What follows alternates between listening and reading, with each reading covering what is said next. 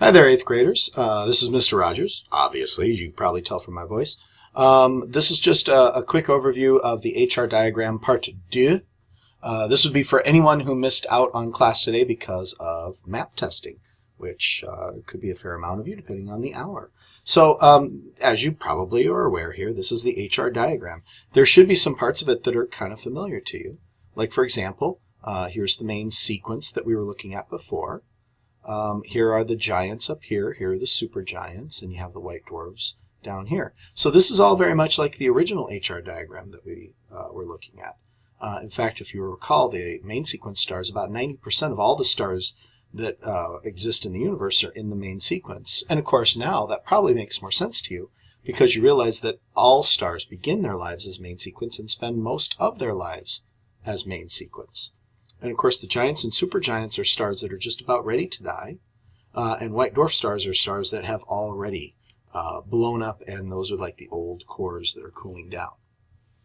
So the whole reason why we're bringing up the HR diagram a second time is that there is some new information on this HR diagram that you did not have on the previous one. And so I want to draw your attention to a couple different parts of it here. As you look at it, you probably recognize a few stars that are familiar from the first one, perhaps. Hopefully you recognize our sun. There might be a few others. I remember Barnard's star was in the HR diagram. I'm pretty sure Vega and Sirius and Altair were probably there. Betelgeuse was there. But one thing you'll notice is that they have sizes in here. And in particular, if you look at the sizes, you'll notice that for main sequence stars, stars that these are the stars that they spend most of their lifetime in this stage here. You start down here with the really dim stars and the really cool stars. Remember, that's where these stars are. They're not very hot and they're not very bright. They also tend to be very small. And you'll notice that as you go up the HR diagram, the size or the mass of the stars increases. It gets larger and larger until you get to the biggest stars here. In fact, if I zoom in a bit more, here's where you can actually read it here. The M, and then you see it says sun kind of just below it here. This stands for the mass of our sun. This is like when we said like X, 1X, 2X, or 3X. So this star right here, Ross 128 and Barnard's star, they are at a 0.1 solar mass, or another way we would have said it in the old, just like a day or two ago, it was a 0.1 X star. It's only like 1/10 of like the same mass as our own sun. Here's a 0.3 X star. And up here is a 1X star. And as we continue to crawl upward here, here's a 1.5X. Probably around here would be a 2X then. Here would be a 3X. And then you see you can actually get as high as a 6X or a 10X, or way up here at a 30X, or 30 solar masses. So Beta Centauri and Spica, they're huge compared to some of the other stars. So that's one aspect that I thought was really interesting about this, is you see the size along with it. And of course, I think it begins to make sense as you look it through here. If I zoom back to the very beginning part here, down here, these stars are small. They're not really hot. They're not really bright. And as the stars get larger, they get brighter and they get hotter. So that's kind of a cool sequence that you see, a cool pattern. The other cool pattern happens back down here again, where you can see the lifetime of the stars. A star the size of our sun would have a lifetime of 10 to the 10th power. That's a 1 followed by 10 zeros. That happens to be, I believe, 10 billion. That would be a 1 with 10 zeros after it. So our sun and stars around the size of our sun have a life expectancy of 10 billion years. We're about halfway through that. Our sun's about 4.5 billion years old, probably has another 4 or 5 billion left in it, so that would put you close to the 10 billion mark. But what's interesting is stars that are smaller than us.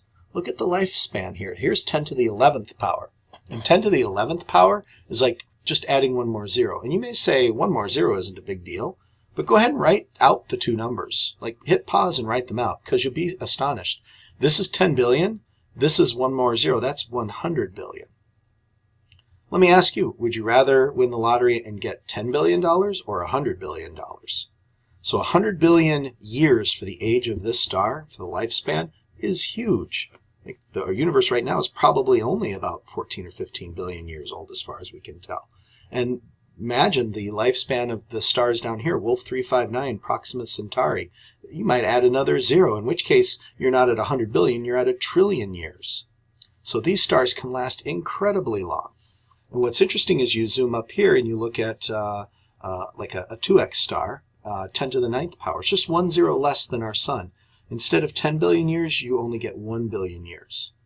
Now, our Earth and our solar system's been here for about 4.5 or 5 billion years. So you can imagine stars like this right here burn out at a rate far faster than our sun.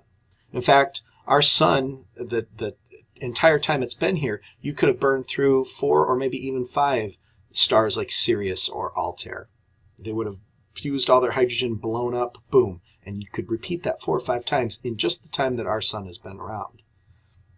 And then it gets really crazy up here by Beta Centauri at 30 or 20x. You have 10 to the 7th power years.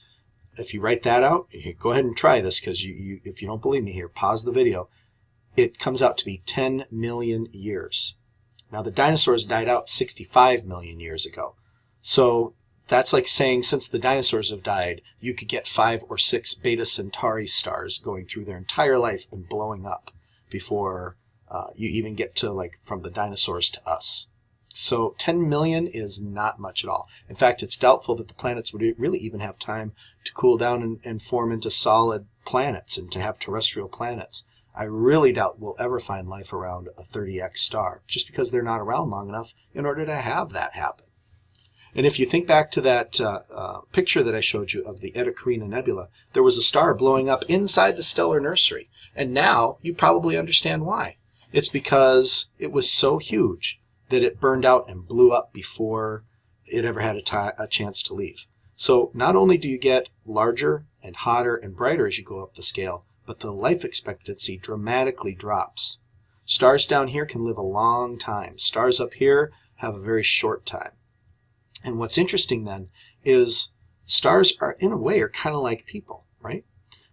Someone who's like really rich and famous, like you think of celebrities and especially people in the music industry, and you think about how many of those folks have been burned by their fame and their riches, and it's really like caused them to die way earlier than they should have. In a way, that's kind of like stars up here. And the rest of us who live very boring, normal lives, might be boring, might be normal, but it also means that you've got a long life. And so when you do your star story finale, you should keep this in mind. If you're telling me the story of a 3x star or a 10x star or whatever, don't make it the story of a red star that's a 3x, because that doesn't happen. Only 1x stars are red or orange or even yellow. 2x's and 3x's are going to be white and blue. And if you tell me the story of a 1x star, you better not say that it has a really short life and that it blows up relatively fast. If you do the story of a 1x star, it's going to have a very, very long life cycle as a star. So those are the pieces you need to keep in mind here, the HR diagram rules. Big stars tend to burn hotter, brighter, and live shorter lives. And of course, the other big HR diagram rule would be smaller stars live longer lives, they're dimmer, and they're not as hot. And they typically follow that pattern in a really predictable way. So you should make sure that's part of your star story as well. So I hope that this quick overview has helped you and that you feel even more better prepared for your star story. So good luck to all of you, and I'll see you when I see you.